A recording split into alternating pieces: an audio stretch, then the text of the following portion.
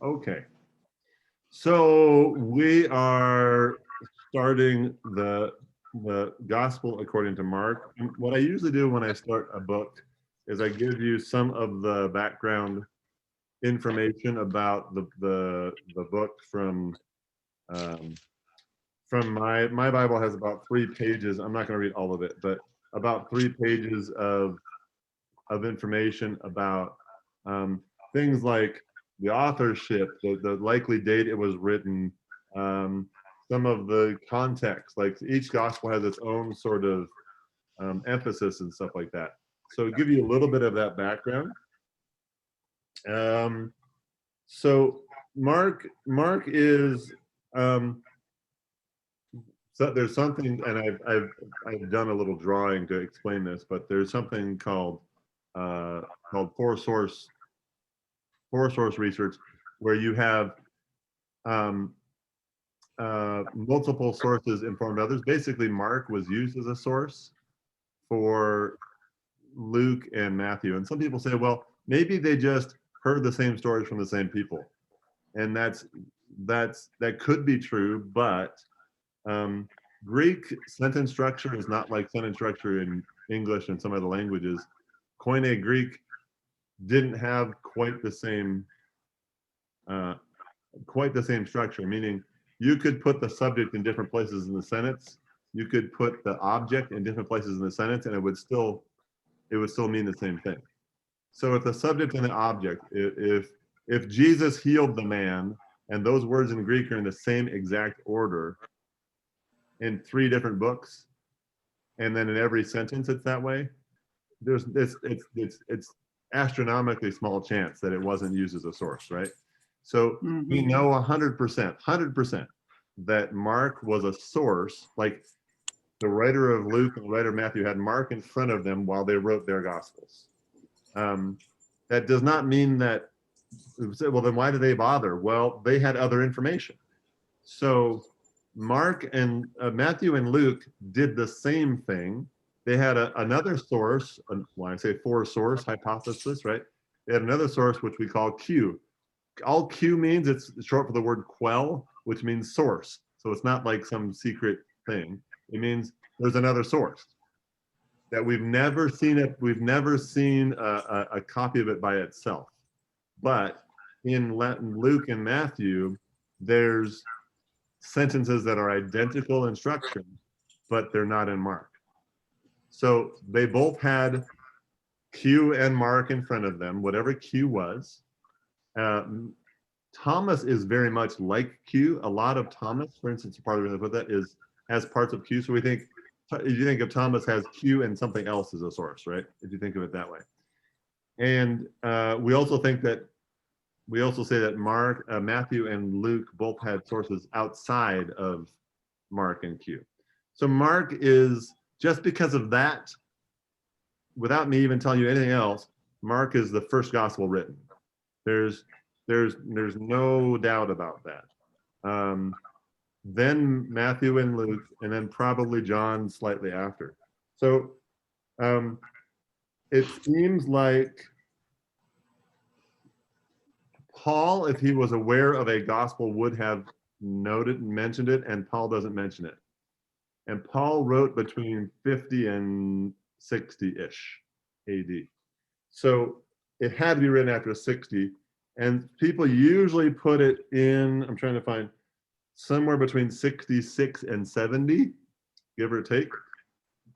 Uh, Not after 70, because there's no, so the references, Matthew will say, I will tear down this temple and rebuild it in 3 days, for instance, is not in Mark.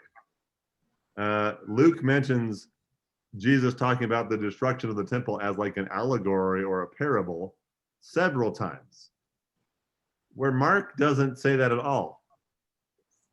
It makes us think that, they believe the temple was going to stand forever. So talking about the temple being torn down would be a weird thing to say, right?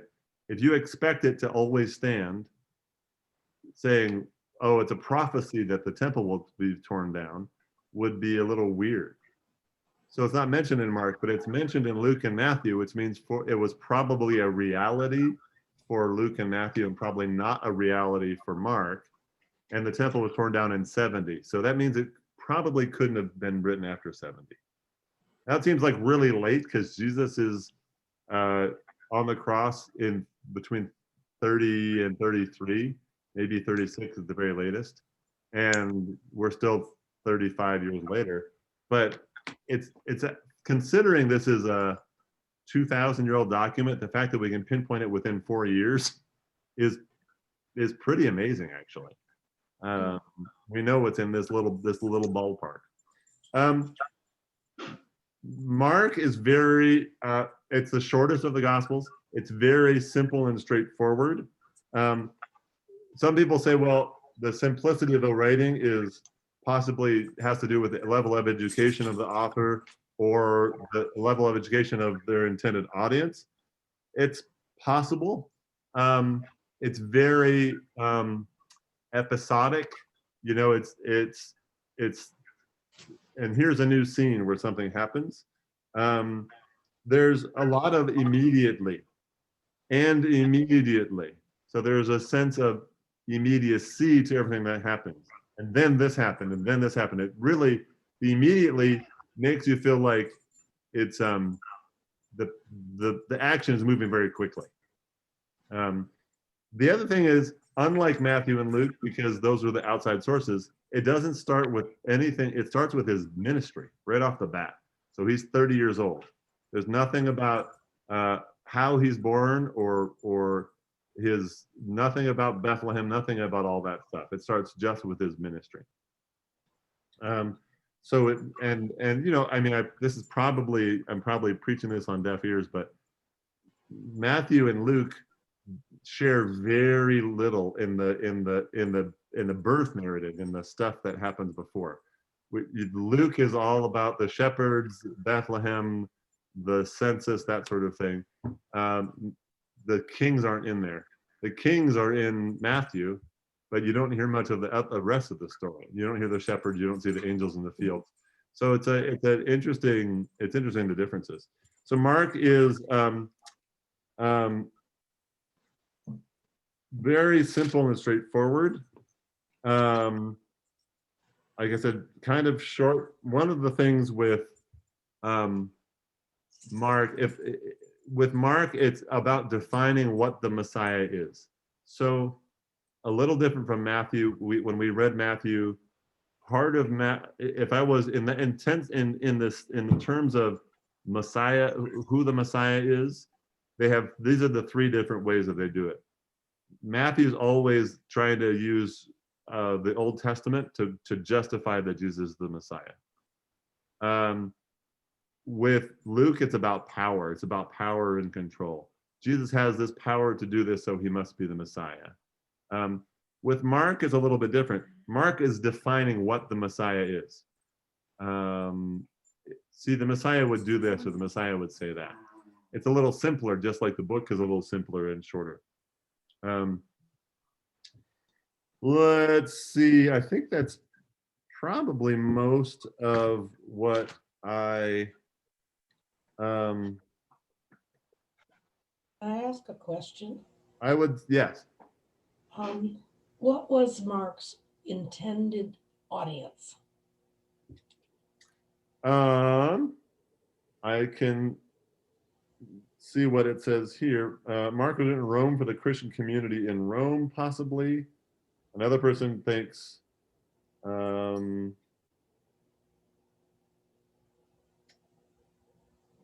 so Mark was in Rome when he was writing this, or living there? Or? I see several possibilities. Some people see other things. It's a little bit tricky to say.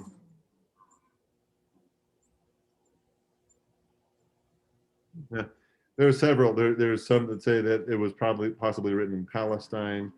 So that many people believe it was written in Rome. So the authorship is a little bit, authorship of all the Gospels is a little bit tricky. Luke is not, we know outside of Bible who Luke was, and we think that was the one who wrote Luke and Acts. Mark is probably the second most likely that we know who it is. Hey, go wrestle somewhere else. There is a John Mark that traveled with Paul, and there are people that think it makes sense in a lot of ways that he could have been in Rome at the end of that time and written the book of Mark.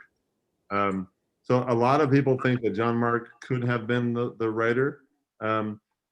A lot of the books of the Bible, not just the Gospels, were written anonymously, and they had a title attributing to someone.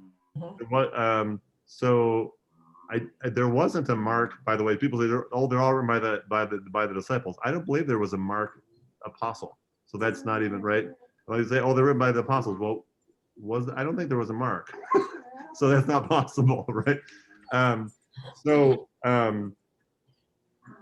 I think most likely, if it's John Mark, we think that Paul was beheaded, was martyred in Rome, that John Mark traveled with Paul, survived that, whatever it was, after Paul was beheaded, and then wrote to the Roman community the book of Mark.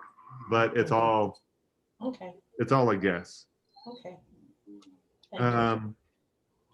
So one thing that's if you really look at what Mark is, and so what's not included in Mark, remember I said Mark and Q informed Matthew and Luke. So Mark doesn't have Q, right? What's the difference between Matthew, Mark, and Luke? The primary thing is Mark doesn't have Q. Q is like the sayings. But Matthew and Mark expand. I'm reading part of my book. Matthew and Luke expanded Mark's outline with traditions about genealogy, conception and birth, childhood, and traditions about appearances of the risen Jesus at the end. With Q, they expanded the amount of Jesus' teachings provided by Mark. So a lot of the teaching stuff, the stuff that not Jesus did, but what he said, is not in Mark. So there's some teaching, but more of Mark is just the actions, not the teaching. Okay. The sayings and stuff are what we think Q is. And in fact, if you read we mentioned sort of jokingly earlier, the Gospel of Thomas. I'm going to put you in your kennel. The Gospel of Thomas is just a list of sayings, basically, that's supposedly said by Jesus. So if you think of that as Q, and that's the teachings, right? Then the parables, there's less parables and such in Mark. Okay. So let's read, now that we've spent 20 minutes explaining that. The beginning of good news of Jesus Christ, the Son of God, as is written in the prophet Isaiah, see, I'm sending my messenger ahead of you, who will prepare your way. The voice of one crying out in the wilderness, prepare the way of the Lord, make his path straight. John the Baptizer appeared in the wilderness, proclaiming a baptism of repentance for the forgiveness of sins. And people from the whole Judean countryside and all the people of Jerusalem were going out to him, and were baptized by him in the river Jordan, confessing their sins. Now John was clothed with camel's hair, with a leather belt around his waist, and he ate locusts and wild honey. He proclaimed, the one who is more powerful than I is coming after me. I'm not worthy to stoop down and untie the thong of his sandals. I have baptized you with water, but he will baptize you with the Holy Spirit. Any thoughts so far?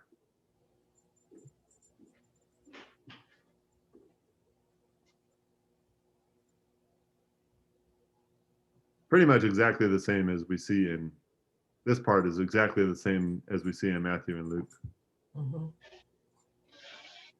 There's a little minor difference in the next section that I brought up before. Right. It's not minor, actually. I shouldn't say that. Not a minor difference in the next section.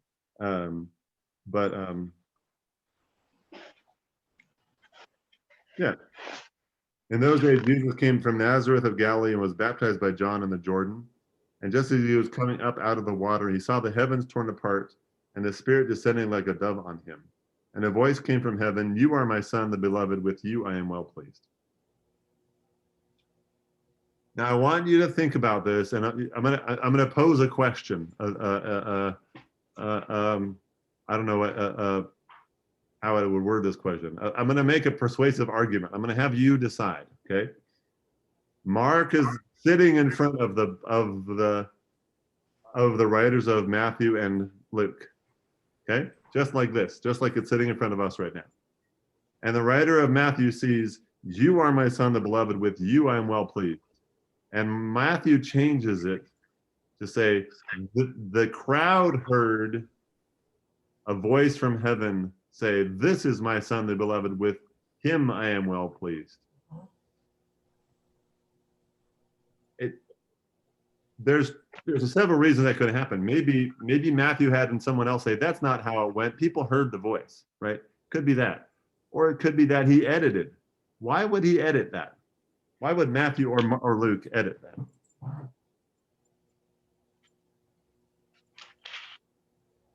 Remember, they have Mark in front of them. If it's the way it is in Mark, right here, "You are my son, the beloved, with you I'm well pleased," who is hearing that Jesus is God's son? Him. Just Jesus. Mhm. Nobody else. So from anyone else's perspective, some guy just got baptized. Okay. Right? That's it. I can't believe I'm saying this. You're driving me more crazy today than normal. And you So usually drive me crazy. It's a question of, is Mark saying that Jesus is God's son, or is God saying that Jesus is God's son? God is saying, a voice came from heaven. Mhm. A voice came from heaven, "You are my son, the beloved. With you I'm well pleased." But the crowd, the people there, aren't hearing it. Yeah, It's a yeah, private conversation between God and Jesus. right, Whereas in Matthew, it's an announcement. to everyone. It's a very different kind of a thing. Uh-huh. Matthew, Is it he announcing his ministry in one and not in the other y- to the No. crowd? it's really interesting. So I'm looking in Luke. It says, "You are my son." So Luke uses the same, but Matthew says, "This is my son. Yeah, I am well pleased." So the intended audience of that voice is the crowd, Yeah, right. and it changes what that means. I think a lot, right?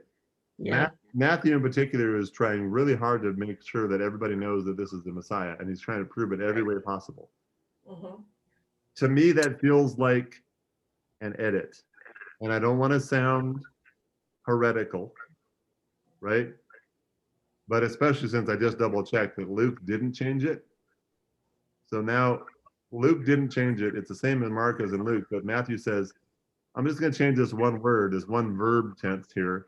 Instead of saying, 'You are my son,' this is my son," and everybody hears it. You know, it says in Matthew, there's a clap of thunder and everybody is shaken, right? And then it's a voice like thunder from the clouds. How much is it one of them changing it, or is it the translator of these gospels? Well, if it's a translation, then why did Luke translate it the same way? I mean, Luke didn't translate it. Luke wrote it the same way. Oh, you mean like later on when it translated in English? Yeah, when they translated the I- Greek I or would- whatever I it is. would into say English. the verb tense changing though would be a pretty dramatic difference. Hmm. You can to say "this is," which is a different instead of "you are," is a pretty major change in tense. Uh-huh. So I think it was a choice. It doesn't mean that he lied or whatever, that the gospel writer Matthew lied. It's just it seems more dramatic that way. I mean, it's sort of it's an author's choice, right? If I'm writing a play and I'm basing it off of another play, I may make some slight, it's called the arrangement, right? Like when Kalita arranges music when she writes it, right? It may be based on something else, but there's little changes that the new, it still credits the original author, but the new performer, the new pianist, the new writer arranges it a little differently, right? Right. to fit their own style. Mhm. So it is interesting because, especially since this is in Mark, this is the first thing that happens, right? There's no birth or anything. So the very first thing that happens is he's baptized, but he's just one of 1,000 who gets baptized on this day. And from the perspective of other people, nothing special happens, Right. right? Which is really kind of interesting if you're looking at it from the outside. Whereas in Matthew, it's a big deal, and there's a thunderclap and a voice from heaven, and everybody hears it. Mhm. It changes.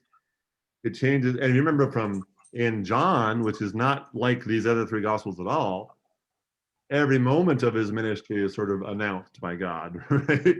Like, Yeah. well, he must be the Messiah from like page 2 of the Gospel of John, right?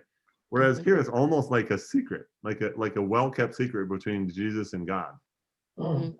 right? And even later on, as we'll read in Mark, I think in Mark you really note that people are still asking toward the end of the Gospel of Mark, could Jesus be the Messiah? Like there's the question still sort of hangs there because it hasn't been quite as outwardly pronounced.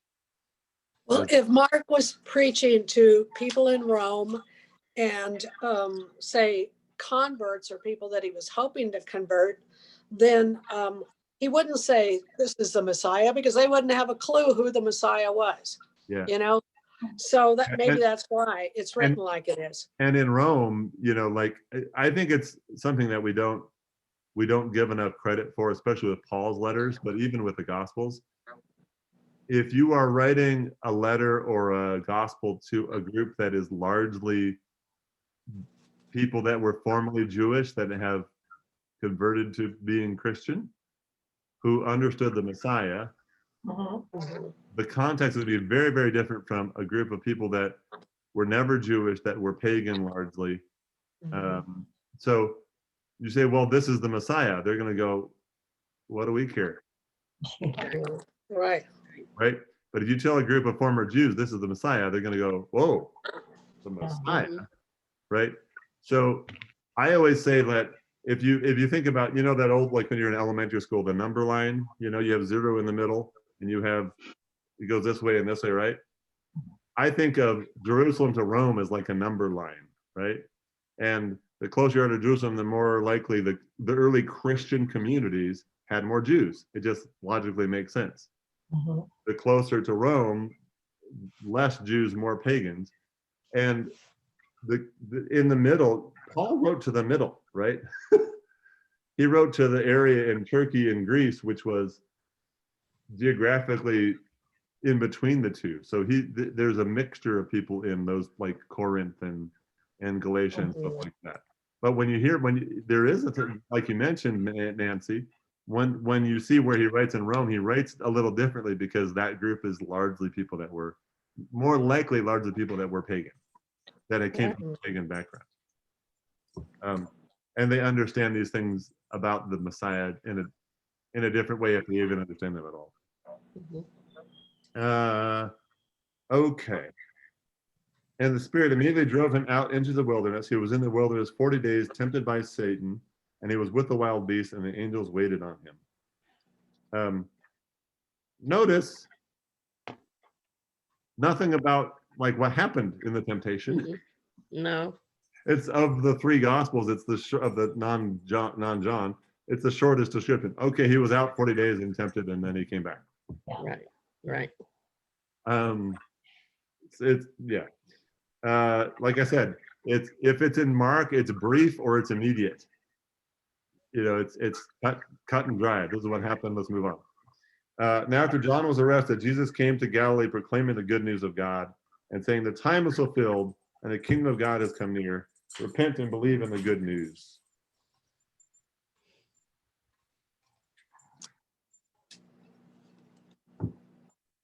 So this is where he actually starts. I mean, the title of it here is the beginning of the Galilean ministry, right? And that's So an how interesting. time- Go ahead. How much time between the baptism and this declaration? Do they have any idea how much time passed? I don't think so. Okay. You get a little bit of a timeline. Gosh, I don't remember. It's only in Luke or Matthew, but I can't remember which. You know, we're several chapters in when we hear about John being arrested and beheaded, that whole thing, right? And Jesus has done some things by Yeah. that point in that gospel. So it feels like it's sometime in 6 months, maybe a year. Yeah. We're pretty sure that Jesus' ministry lasted 3 years for a lot of reasons. That he mentions Passover at 3 different times. If you look between the Gospels, 3 years feels about right. So yeah, I assume some time has passed, but it's hard to say with Mark because Mark is very concise, right? It's interesting that he would leave out so many things in between, though. Well, it's funny. Reading Mark right after reading John is probably the worst possible thing you can do. For a couple reasons. Well, what's interesting is because Mark is a shorter gospel. So John there's 3 years in the lectionary, Matthew, Mark, and Luke in that order. And we are in year B, which is Mark. So the bulk of the gospel readings for this year that started in Advent will be in Mark. However, Mark is shorter. Notice there's no year D. There's no John year. So John lessons. Part of the reason is that some of the more well-known stories from John are read every year. Like the wedding in Cana is read every year. That's in John, right? The Lazarus story is in John, and that's read every year, right? So part of the reason is that and so otherwise John is filled in all 3 years, but mostly more in Mark than other years because Mark is a very short gospel compared to Luke and Matthew, and so you need some filler gospels, so they use John that year, which is funny because in terms of what you're going at, Colita, the order of events. Like Matthew, Mark, and Luke most of the time have a relatively like logical order of events, and John doesn't make any sense at all. Oh yeah, yeah. We just reading John. We just finished John last week. Yeah. There are points in John where we are confused, not by the writing or not by something else, but purely by the fact that how could that have happened right after that? Right. Just logically, let alone like. And so reading Mark right after that, where Mark is very succinct. This happened and this happened, and there may be events missing in between, like you said, but it's at least in a logical order. Yeah. Mark is giving you the bare bones. Well, is that because he didn't have as many resources as the other ones did? I mean, yeah, probably. Like I said, as we'll go through, you're not getting the majority of the teaching stuff in Mark. Yes. Right. So it's almost like that's not important. Yeah, I didn't know if it was the importance or if it was the availability. Or available, right? Yeah. But you know what? My Bible is kind of interesting. At the very beginning, it says, according to the source named Papias, who quoted, and it says Mark was a close associate of Peter, from whom he received the tradition of the things said and done by the Lord. This tradition did not come to Mark as a finished separate sequential account of the life of our Lord, but as a preaching of Peter, preaching directed to the needs of the early Christian community. Mark accurately preserved this material. Well, So I will say, according to Papias, which who knows, right? That's an early writer. And that also highlights the possibility of what we mentioned, possibly it being in Rome, because the tradition is, we don't have any record, the tradition is both Peter and Paul are martyred in Rome. Right. So this is the writing down of the preaching of Peter. That's an interesting way of looking at it. Yeah. Something an early writer said. Okay, I'm going to put you in your kennel now because I cannot handle you today.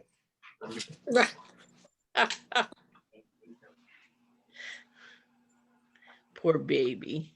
She literally has not normally she pastors me and then she wanders away for 5 minutes. She has not stopped for like 5 seconds. And I'm just like, okay.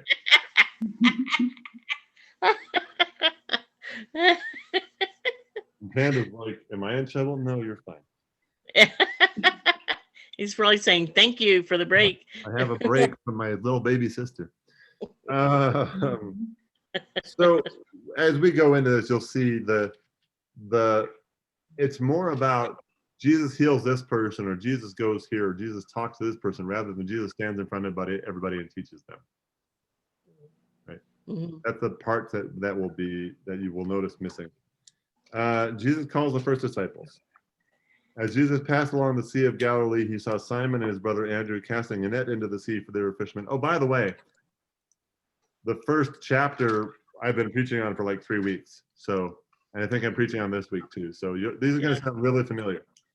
We already, Yeah. Yeah. Mhm. This is, yeah. And Jesus said to them, follow me and I'll make you fish for people. And immediately they left their nets and followed him. And he went a little farther. He saw James, son of Zebedee, and his brother John, who were in their boat mending their nets. Immediately he called them, and they left their father Zebedee in the boat with the hired men and followed him. That was just last week's gospel. Yeah. Mhm. And guess what's this week's gospel? The man with the unclean spirit. Ta-ta! Wow, how'd you know? Duh.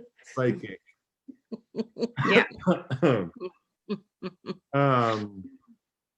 You know, I will say I love. This is sort of an aside. This is not so much about all the Gospels say this. So I love that the people that were his disciples were, for the most part, uneducated. Mhm. And I've had people say, well, they were, they wrote things and they did this, so they had to all know how to read and write. There's no evidence of that.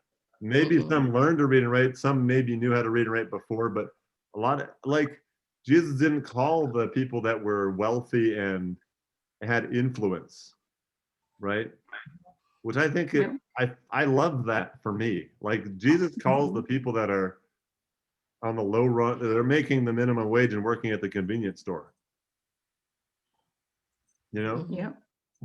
Jesus doesn't go get the bankers and the politicians and the people with tons of money, the CEOs. Jesus calls people like that, people, bagging groceries. Right. I love that. I love that. We say, well, it's the fishers of men, and that's why. I'm like, no, he's saying, I don't want people that are pretentious, because they get so caught up in that pretentiousness. They get so caught up in their positions of wealth or power or whatever. I don't want that kind of person. I want people that are just normal people living day to day. Right. I love that. And that means it's okay that we're part of it. Exactly. Yeah, that's the reason. Mm-hmm. And like I said, some people say, well, they had to be educated. I'm like, why? Because what's the purpose during Jesus' ministry? What's the purpose of the disciples? Basically to listen. To learn. What'd you say? To learn. To learn, yeah, to listen. Mm-hmm. They don't, to follow him and listen. Right. And yeah, they don't always get it right, and sometimes they mess up, but they listen. Mm-hmm. You You wonder sometimes if they really did. That's with some of the stuff they pulled. For sure, yeah, for sure. But I think the CEOs of that world would have had a harder time listening. they'd want to him to listen to them. Yeah. Mhm. Yeah. That's why the priests and the Pharisees, had such a hard time. They didn't want to listen. Right. Well, and it was also, it wasn't, so it was the common people and it was the sinners.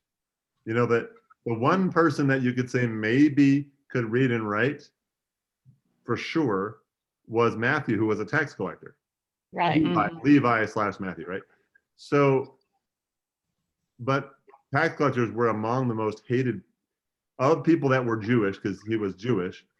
They were among the most hated people in that culture because they were working for the Romans to collect taxes from the Jews, and they were doing it in usually taking a cut for themselves, Right. Mhm. extorting the people.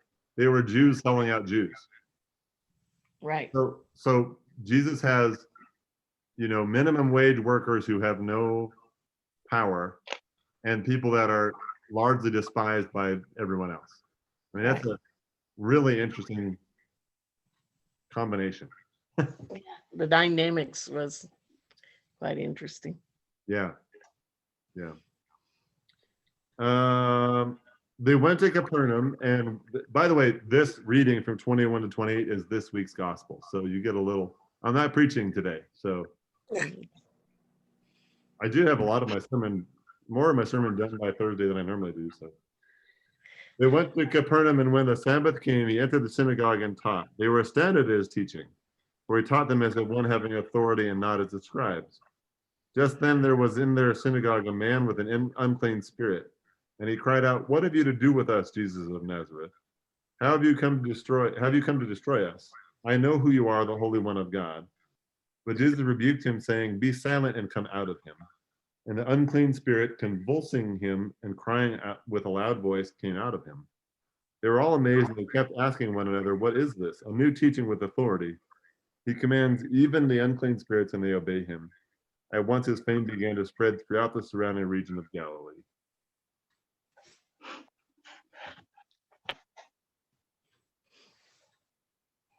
I think it's real interesting that this is really the first time Mark is talking about something one of his miracles, in other words. Mhm. And there's been so many more before this. I'm just curious why he picked that one to start with. Yeah, you know what? I think it's interesting that it happened in a synagogue. Yeah. Yeah. That the first miracle in Mark is someone who maybe, a church person Right. heals a church person in a church. Mm-hmm. The statement that Mark makes here about Jesus taught as one having authority, not as the scribes. I like Right. that too. Yeah. Right. So yeah, that's really a jab at the scribes. So who are the scribes? Yeah, the leaders of the, They're the pastors, Right. Mhm. essentially, right? They're Yep. they're the leaders in the temple and the synagogue, right? Yep. He speaks with authority, not like those guys. yeah. Yeah, it's a pretty strong jab Right. right at the beginning. Yeah. And then I've told you before, but since I've been ordained, like even maybe since I've been in Roswell, I had the realization that Jesus is that the Jewish community is, well, there's this word called diaspora, which means the spreading out of the Jewish people. And that has happened at the time of Jesus, that's been happening for a while. But so there's small Jewish communities scattered all over the Mediterranean, essentially. But the bulk of the Jewish nation, if you call it, is in two sort of areas, and they're separated. Where Jesus is born is Galilee, and that's separated from the area where Jerusalem is, and they're not side by side. I always assumed they were side by side. They aren't. So there's a non-Jewish area between where Jesus grew up and where Jerusalem is. So that's I always thought that they were all connected, but at the time of Jesus, they really weren't. So you have to travel through Samaria to go between those two places at the time of Jesus. You basically had to travel on your own feet. Yes. And Mhm. so this clearly happens in Galilee.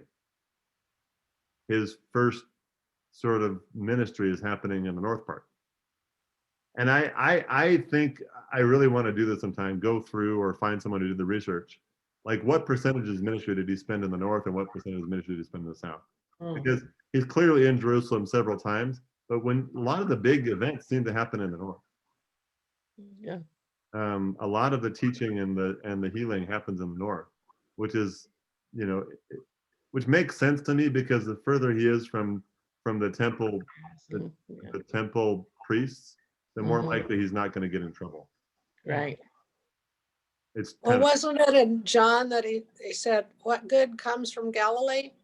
that, is that that Mhm. actually that's in most of the gospels. In Nazareth, which is the town Oh. in Galilee where he's from,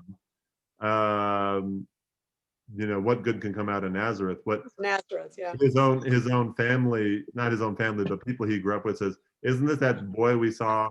And in one of the gospels, they run him to the lip of a cliff and try to throw him off the cliff. Yeah.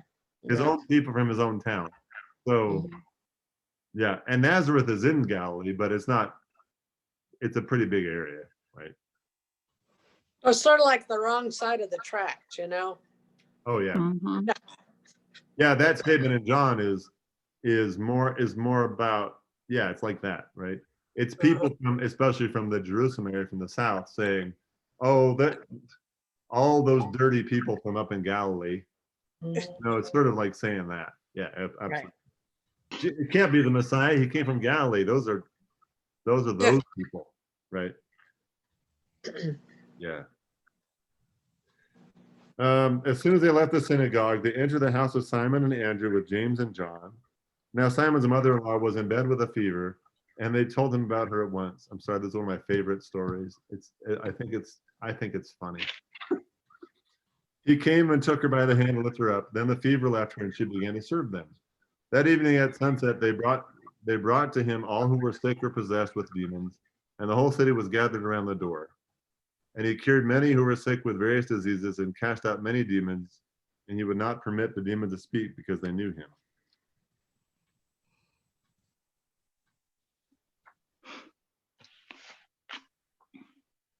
I find that humorous.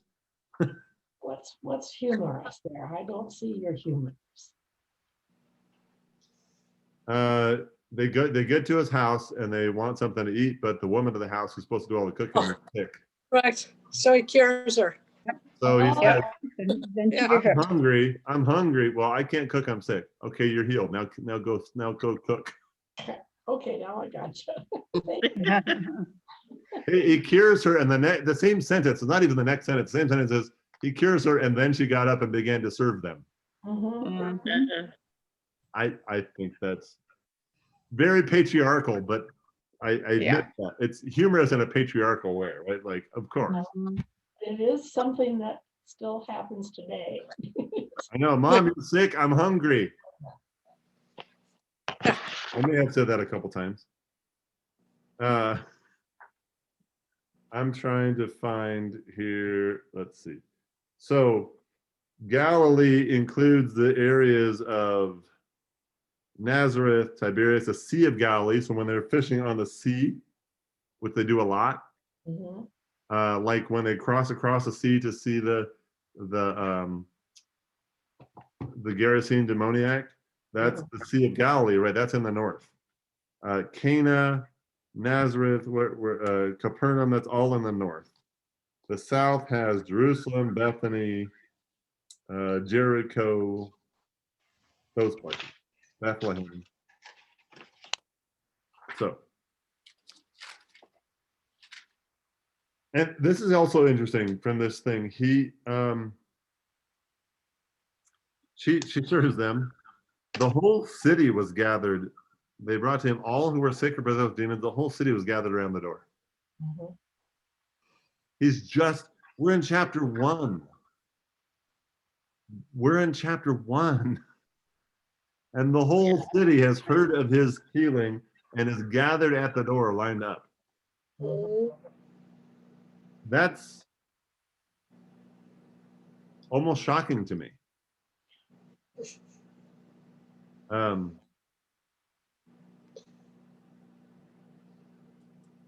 Also, I told you I wasn't going to give you any hints to my sermon, but here you go.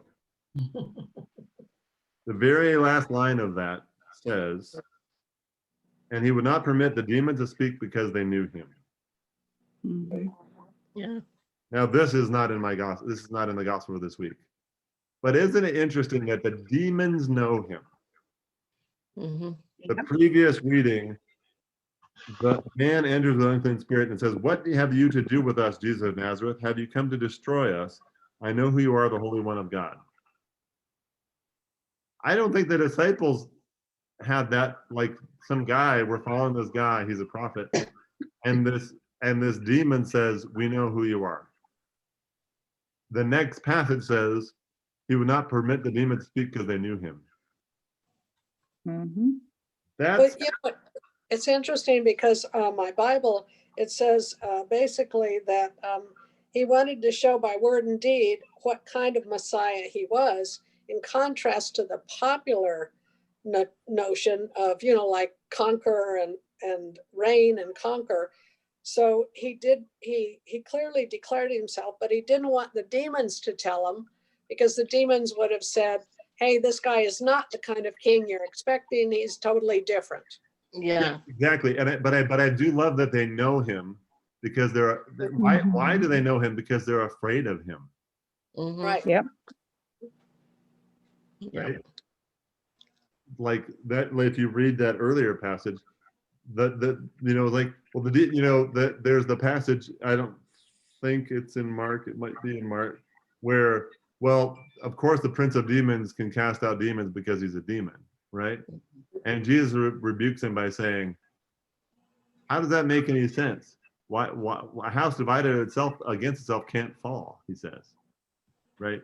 Well, why if I'm casting them out, how could I possibly be on their side? So Right. there's got to be another logical reason why the demons know Jesus, and I think it's because they know they can see his power and they're afraid of him. Yep. Right. Well, are the demons the angels that were cast out when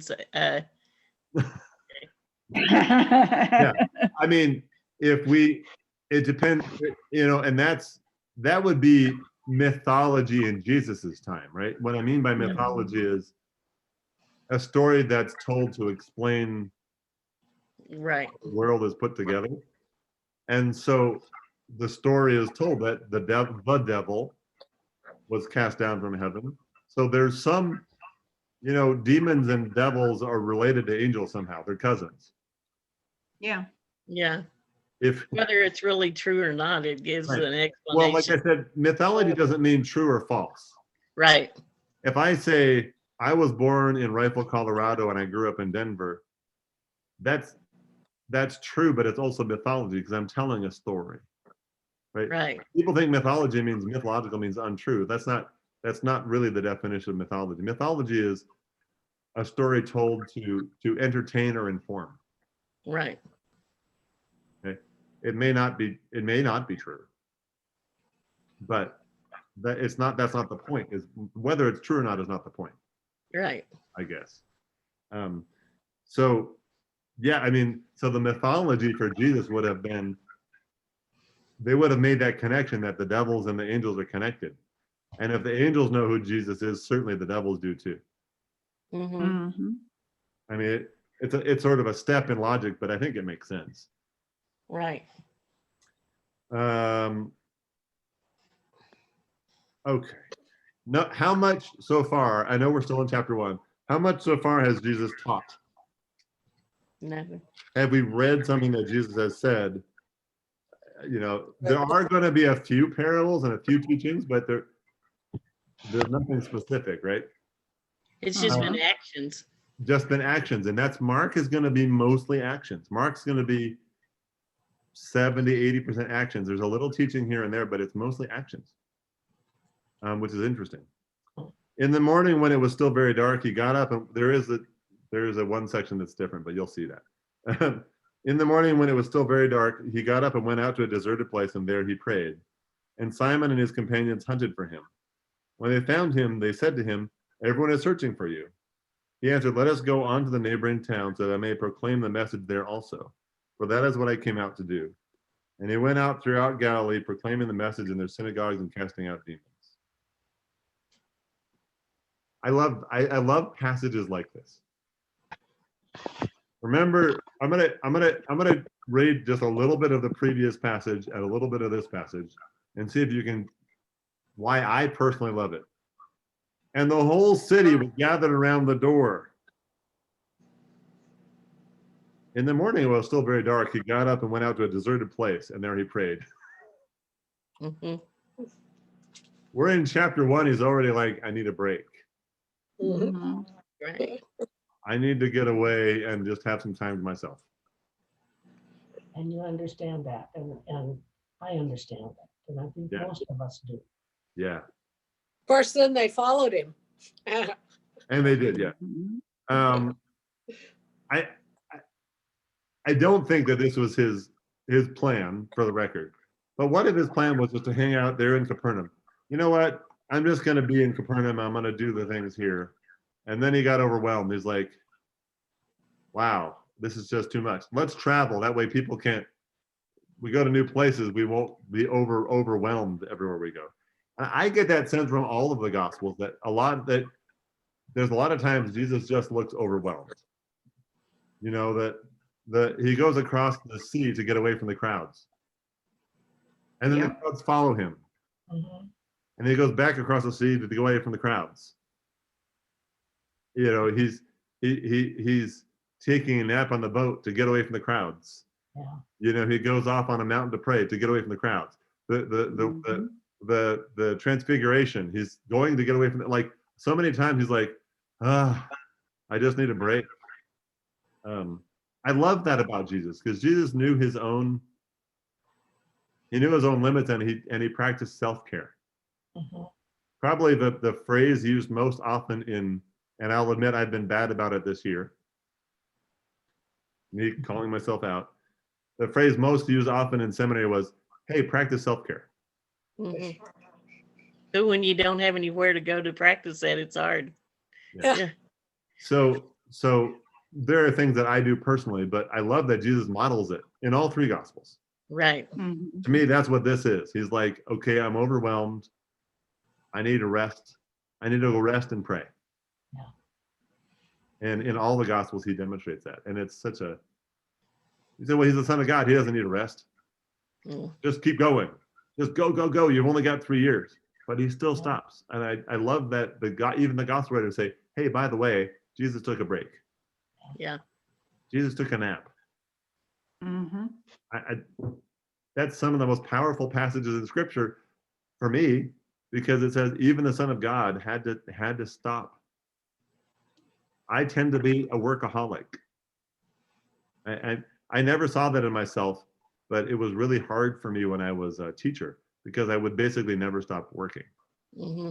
I mean, I would literally come home, grade some papers, have dinner, grade some papers, work on my lesson plans, and go to bed Hmm. for years.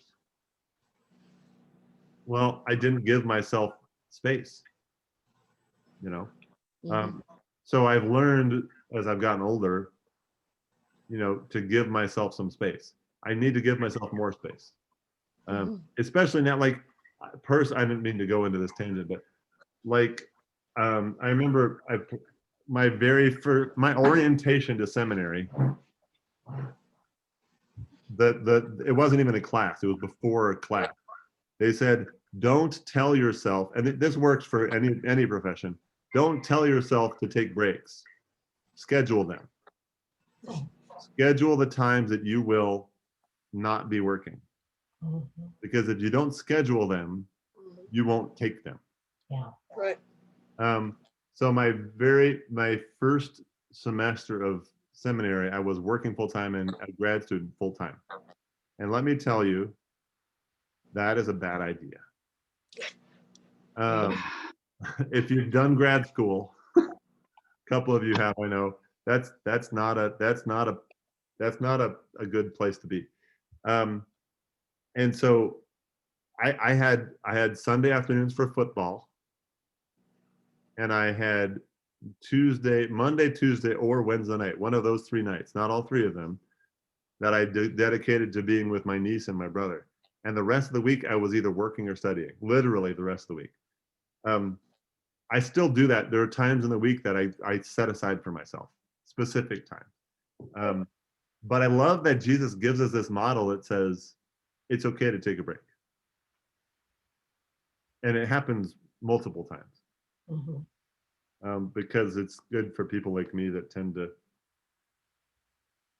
hey, I still haven't sent that out. Let me go work on that. I still haven't, and I will tell you, for me, it's been harder. That's one of the things I've realized only recently because of the pandemic.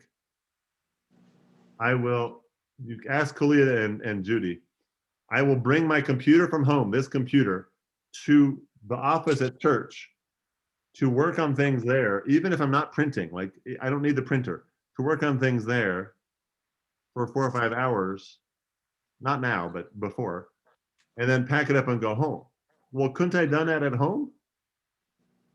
Yes, but it feels like I can break from it when I get home. Right. Well, now there's no break. No. Now work is right here at my dining room table. Mhm. So it's harder for me to do that because I don't have that physical, I got to get up and go to church to do the work. Right. And I've only realized that the last couple months, that we've been in this for 11 months now. And I'm like, maybe I should just go to church and work by myself in the office for several hours and get things done there, because then I can separate work and rest. I wonder how many people are going to have that problem in themselves when they're no longer working from home. Yeah, I agree. And it gets to be kind of an emotional problem then. Well, I have things like this list, which here's the stuff I have to do. If that's on my desk at church, I can't do the things on that list. Yeah. But it's here. So I eat my dinner. I'm like, oh, I'll just do this one thing. Yeah. And then, Yeah. and then 2 hours later, right? So back to the Bible story, like, we're in the first chapter and he's taking a rest. He's being smart about self-care. You got to read the passage before about these crowds. He's barely started his ministry. He's got crowds surrounding him, following him. I know we're running a little over. We started a little late, but we're going to finish here. We'll just do for chapter 1 today. A leper came to him, begging him, and kneeling, he said, "If you choose, you can make me clean." Moved with pity, Jesus stretched out his hand and touched him and said to him, "I do choose, be made clean." Immediately, somebody left us. Immediately the leprosy left him, and he was made clean. Early. After sternly warning him, he sent him away at once, saying to him, "See that you say nothing to anyone, but go show yourself to the priest and offer for your cleansing what Moses commanded as a testimony to them." But he went out and began to proclaim it freely and to spread the word, so that Jesus could no longer go into a town openly, but stayed out in the country, and people came to him from every quarter.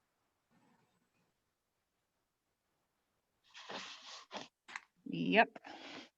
I kind of love, the other thing that I love that happens in all the Gospels, but a lot in Mark, is don't tell anybody. Mm-hmm. So let's just for a second connect to these three sentences in 3 passages. Crowds came and overwhelmed him. It doesn't say overwhelmed him, but that's my edit, right? He went out and prayed and rested far away from the crowds.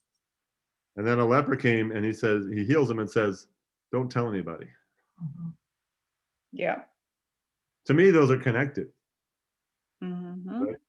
It's not that he doesn't want people to know that he can heal people. It's that he doesn't want to be overrun. But that always sounds not like what I hear when I go to worship or when I'm with other people. The real push is go and tell. Well, and then what happens in the end of that passage? But he went out and but he went out and began to proclaim it freely. So it doesn't work. Yeah. It's interesting to me that some of the miracles that would give him the most credit, the most that would most connect him to being the Messiah, he says, don't tell anybody. Yeah. And some of the things he does that would most discredit him, at least with the temple priests, Mhm. he makes very open. Well, it's interesting because when he says to go and make a sacrifice at the temple, according to this, it says here that the sacrifices were to be evidence to the priests and the people that the cure was real and that Jesus respected the law. So when he said, I came to fulfill the law, not to, tear it down, Yeah. that's what he was trying to point out, but it didn't work. Well, so the priests were also sort of the judges, the government, in a sense. If you think of it that way, it's not Right. so they were the only, reliable witness, say, right? So, okay, well, this guy was healed. Well, prove that he was sick. Prove that, well, the only way to prove that a healing took place in a court of law would be to go present yourself to the priest, essentially. Right. Mhm. So it proves that the healing happened, but if it happened because of Jesus, the priest would say no. Mhm. Well, no, that couldn't have happened because he's just Jesus. So we don't see what the answer is, but we assume the priest said, oh yeah, you were healed. Amazing. Right? Yeah. And leaves it at that. So that the temple confirms Jesus's power without realizing it, Yeah. which does legitimize it and does show that he's following the rules as best he can. I love when people say he follows the rules all the time. I'm like, well, Yeah. I don't know. I mean, there's a lot of things he says that he sort of says, he either follows the rules or he says that rule's dumb. Mhm. I mean, basically that's what Jesus does. He either follows the rules, the temple rules as written, or he says that rule's dumb, I don't need to follow it. Now, like the Sabbath rule, for instance, is the most obvious one, right? But there's a few others that are like that. So you're right. There's a little bit of a following the rules thing here. Go present yourself to the priest, which is good, which is cool. He's trying to. That's why they have such a hard time condemning him at his death, because for the most part he's been following the rules Mhm. the whole time, Right. all the way to the crucifixion. He's been following the rules. So how can they condemn him if he's following the rules? Even down to saying he's the Son of God. He's very careful in the Gospels to not word it that way. He doesn't stand in front of a crowd and say, I am the Messiah, worship me. That never happens, right? So does he say it privately to his disciples and even then sort of do it with a riddle? Yeah. But that wouldn't hold up in a court of law. So when he's crucified, they don't really have any case against him because, well, he says he's the Son of God. Can you prove it? Well, people are saying that. Well, that's not good. Right? So he is following the rules as far as that way he can go to the cross blameless. Right? And he knows the law. He clearly knows the law. Yeah. Well, thank you all. Thank you. Yeah. I'm getting a call from Denver and I don't know the number, which is strange. So My battery's getting ready to die, so I'm gonna have to go.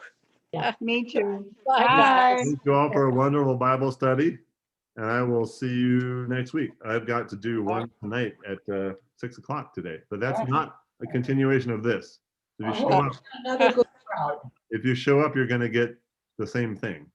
Yeah, I'm not planning on showing up. Okay, see you later. Thank you.